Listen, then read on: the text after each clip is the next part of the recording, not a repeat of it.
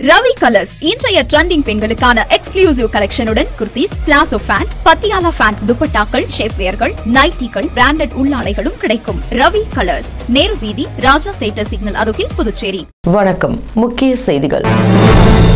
முத்தியால்பேட்டையில் தொடரும் பாலியல் குற்றம், கேள்விக்குறியாகும் பெண் குழந்தைகளின் பாதுகாப்பு, பல்வேறு கோரிக்கைகளை வலியுறுத்திய பேராசிரியர்கள், கருப்பு பேட்ஜ் அணிந்து போராட்டம், பவுன்சர் மீது காரை ஏற்றி கொலை முயற்சி, 3 பேரை கைது செய்த காவல்துறையினர், காவலர்கள் மருத்துவ சான்றிதழ் சமர்ப்பிக்க வேண்டும், முதுநிலை காவல்துறை கண்காணிப்பாளர் தகவல். இனி விரிவான செய்திகள். புதுச்சேரி முத்தியால்பேட்டை சோலை நகர் பகுதியைச் சேர்ந்த 8ஆம் வகுப்பு மாணவிகள் 2 பேர் மாயமானது தொடர்பாக அவரது பெற்றோர்கள் முத்தியால்பேட்டை காவல் நிலையத்தில் புகார் அளித்திருந்தனர். இந்த புகாரின் பெயரில் காவலர்கள் விசாரணை செய்து கொண்டிருந்த நிலையில் மாணவிகள் வீடு திரும்பியுள்ளனர். தொடர்ந்து 2 சிறுமிகளிடம் காவலர்கள் விசாரணை நடத்தியதில் அவர்கள் வைத்திக்குப்பத்தை சேர்ந்த புஷ்பராஜ், மணிமாறன், வினோத் ஆகியோர் கடற்கரை உள்ளிட்ட பல்வேறு இடங்களுக்கு அழைத்து சென்று உல்லாசமாக இருந்துள்ளதும், அதேபோல் மேலும் சிலர் அவர்களிடம் பாலியல் சீண்டலில் ஈடுபட்டதும் தெரிய வந்துள்ளது. இதனை அடுத்து காவலர்கள் போக்ஸ்கோ வழக்கு பதிவு செய்து 3வரையும் கைது செய்து சிறையில் அடைத்தனர். இந்த நிலையில் சிறுமிகள் இருவரும் பாலியல் பலாத்காரம் செய்யப்பட்ட வழக்கில் காது கேளாத ஊமை ரவி என்பவரும், மீனவர் ஆகாஷ் என 2வரை கைது செய்த காவல்துறையினர் அவர்களை நீதிமன்றத்தில் ஆஜர்படுத்தி சிறையில் அடைத்தனர். மேலும் இவ்வழக்கில் ஒரு பெண் உட்பட 4 பேரிடம் காவலர்கள் விசாரணை நடத்தி வருவதாக தகவல்கள் வெளியாகியுள்ளது. புதுச்சேரி கிழக்கு கடற்கரை சாலை காலாப்பட்டு பகுதியில் அரசு தொழில்நுட்ப பல்கலைக்கழகம் உள்ளது. இங்கு 1000த்திற்கும் மேற்பட்ட மாணவ மாணவியர் படித்து வருகின்றனர். இந்நிலையில் தொழில்நுட்ப பல்கலைக்கழக ஆசிரியர்கள் சங்கம் சார்பில் பல கோரிக்கைகள் முன்வைக்கப்பட்டது. ஆனால் கோரிக்கைகள் மீது பல்கலைக்கழக நிர்வாகமும் புதுச்சேரி மாநில அரசும் இதுவரை எந்த நடவடிக்கையும் எடுக்கவில்லை என கூறப்படுகின்றது. இந்நிலையில் ஊதிய திருத்தம், ஓய்வூதிய வயது உயர்வு, பதிவாளர் நியமன முறைகேடு, பணியாளர் பற்றாக்குறை உள்ளிட்ட கோரிக்கைகளை வலியுறுத்தி பேராசிரியர்கள் கருப்பு பேட்ஜ் அணிந்து ஏப்ரல் 22ஆம் தேதி கோரிக்கைகளை வலியுறுத்தி கோஷங்களை எழுப்பி பல்கலைக்கழக நுழைவு வாயிலில் போராட்டத்தில் ஈடுபட்டனர். இந்த கோரிக்கைகள் மீது அரசு நடவடிக்கை எடுக்க வேண்டும் எனவும் வேண்டுகோள் விடுத்துள்ளனர். விளையாடாதே, ஆசிரியர்களோடு விளையாடாதே, பறிக்காதே, பறிக்காதே, பேச்சு வேண்டாம், வேலை மட்டும் செய்தால் போதும், லஞ்சம் ஏன், மஞ்சம் ஏன், ஊழியர் நலனில் லஞ்சம் ஏன், அதிகாரம் செய்வதற்கல்ல பதவி. புதுச்சேரி வினோவா நகரை சேர்ந்தவர் வசந்தராமன் தனியார் ரெஸ்டோ பாரில் பவுன்சராக வேலை செய்து வருகின்றார். கடந்த 13ஆம் தேதி இரவு வசந்தராமன் வேலை முடிந்து தனது பைக்கில் வீட்டிற்கு திரும்பிக் கொண்டிருந்துள்ளார். அப்பொழுது பெருமாள் கோவில் வீதி சந்திப்பில் வந்தபொழுது பின்னால் வந்த கார் வசந்தராமன் பைக் மீது மோதியுள்ளது. இதில் கீழே விழுந்து காயமடைந்த வசந்தராமனை காரில் சென்றவர்கள் காரை நிறுத்தி பார்த்துவிட்டு சென்றுள்ளனர்.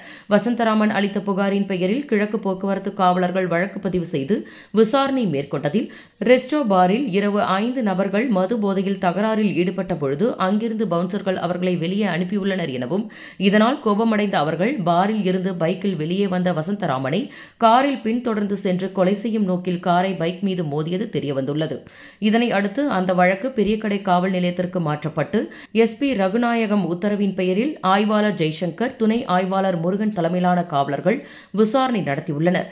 அதில் பவுன்சரை கார் ஏற்றி கொலை செய்ய முயன்றது கன்னியாகுமரி இடைக்கோட்டையை சேர்ந்த சைலன்ஸ் மகன் ஸ்டார்வின், செல்வன் மகன் சிபியன், சென்னை ராமாபுரத்தை சேர்ந்த ராமதாஸ் மகன் சுதாகர், ராஜஸ்தானை சேர்ந்த அபிஷேக், ராகுல் என்பது தெரியவந்துள்ளது. இதனை அடுத்து தனிப்படை காவலர்கள் ஸ்டார்வின், சிபின், சுதாகர் ஆகியோரை கைது செய்துள்ளனர். மேலும் கொலை முயற்சிக்கு பயன்படுத்திய இனோவா கார் பறிமுதல் செய்யப்பட்டுள்ளது. பின் கைது செய்யப்பட்ட 3 பேரையும் புதுச்சேரி நீதிமன்றத்தில் ஆஜர்படுத்தி சிறையில் அடைத்தனர். மேலும் தலைமறைவாக உள்ள ராஜஸ்தானை சேர்ந்த 2வரை காவல்துறையினர் தீவிரமாக தேடி வருகின்றனர். புதுச்சேரி தலைமை தேர்தல் அதிகாரி ஜவஹர் கூடுதல் பொறுப்பாக கல்வித்துறை உள்ளிட்ட பிற துறைகளையும் கவனித்து வந்துள்ளார். இந்நிலையில் இந்திய தேர்தல் ஆணையர் உத்தரவின்படி தலைமை தேர்தல் அதிகாரி ஜவஹர் பிற துறைகளில் வகித்து வந்த கூடுதல் பொறுப்பில் இருந்து விடுவிக்க ஆளுநர் கைலாஷ்நாதன் உத்தரவிட்டுள்ளார். இதன்படி புதுச்சேரி தலைமை தேர்தல் அதிகாரியாக ஜவஹர் செயல்படுவார் எனவும் இந்த தகவலை தலைமை செயலர் சரத் சவுகான் தெரிவித்துள்ளார். புதுச்சேரி சமுதாய கல்லூரி மற்றும் புதுச்சேரி கபடி சங்கம் சார்பில் கல்லூரி மாணவர்களுக்கு இடையேயான மாநில அளவிலான கபடி போட்டி உப்பளம் ராஜீவ்காந்தி உள் விளையாட்டு அரங்கில் துவங்கியது. ஏப்ரல் 22, 23 ஆகிய 2 நாட்கள் நடைபெறும் இப்போட்டியை திராவிட முன்னேற்றக் கழக சட்டமன்ற உறுப்பினர் அனிபால் கென்னடி மற்றும் புதுச்சேரி மத்திய பல்கலைக்கழக துணைவேந்தர் பிரகாஷ் பாபு ஆகியோர் துவக்கி வைத்து விளையாட்டு வீரர்களுக்கு வாழ்த்து தெரிவித்தனர். இப்போட்டியில் புதுச்சேரியில் உள்ள அரசு மற்றும் தனியார் கல்லூரிகளைச் சேர்ந்த 20 அணிகளில் இருந்து சுமார் 200க்கும் மேற்பட்ட வீரர் வீராங்கனைகள் பங்கேற்று தங்களது திறமைகளை வெளிப்படுத்தினர். மேலும் இதில் சிறந்த வீரர்கள் தேர்வு செய்யப்பட்டு தேசிய அளவில் நடைபெறும் இப்போட்டிகளில் பங்கேற்க உள்ளனர் என்பது குறிப்பிடத்தக்கது. முதுநிலை காவல்துறை கண்காணிப்பாளர் அனிதா ராய் சுற்றறிக்கை ஒன்றை வெளியிட்டுள்ளார்.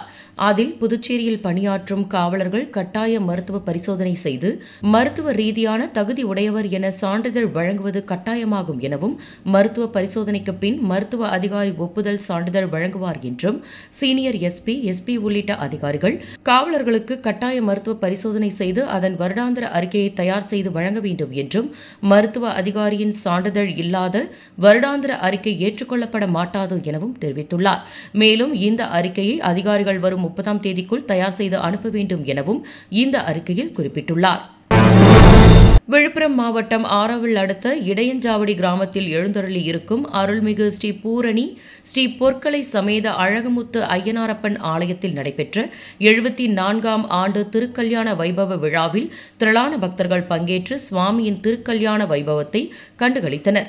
முன்னதாக திருக்கல்யாண கோலத்தில் காத்திருந்த ஸ்ரீ பூரணி ஸ்ரீ பொற்களை சமேத அழகுமுத்து ஐயனாரப்பன் திருக்கல்யாணத்தில் அர்ச்சதை கால் நடுதலில் துவங்கி சுவாமிக்கு காப்பு கட்டுதல், பூணூல் அணிதல் ஆகிய சடங்குகள் சம்பிரதாயங்கள் நடைபெற்றது.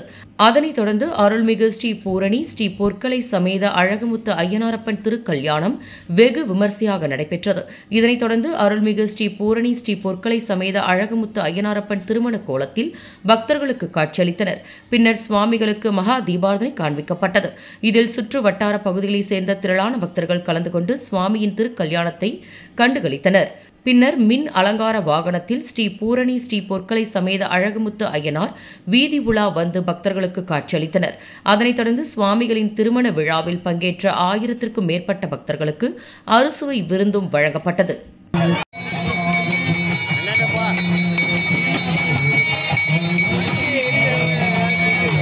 அடுத்து வருவது புதுச்சேரியின் இன்றைய தங்கம் மற்றும் வெள்ளி விலை நிலவரம். இன்றைய தங்கம் வெள்ளி விலை விவரம். புதுவையில் இன்றைய தங்கம் வெள்ளி விலை விவரம் வழங்குபவர்கள் முத்து கோல்ட் ஹவுஸ், பாண்டிச்சேரி. தங்கம் 1 கிராம் 9290 ரூபாய்.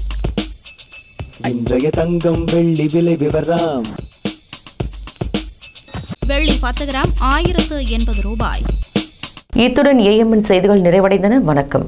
புதுச்சேரி உங்கள் ஏஎம்என் டிவி செய்திகளை யூடியூபில் உடனுக்குடன் காண ஏஎம்என் டிவி பாண்டிச்சேரி சேனலை சப்ஸ்கிரைப் செய்யுங்கள். பெல் பட்டனை மறக்காமல் கிளிக் செய்யுங்கள்.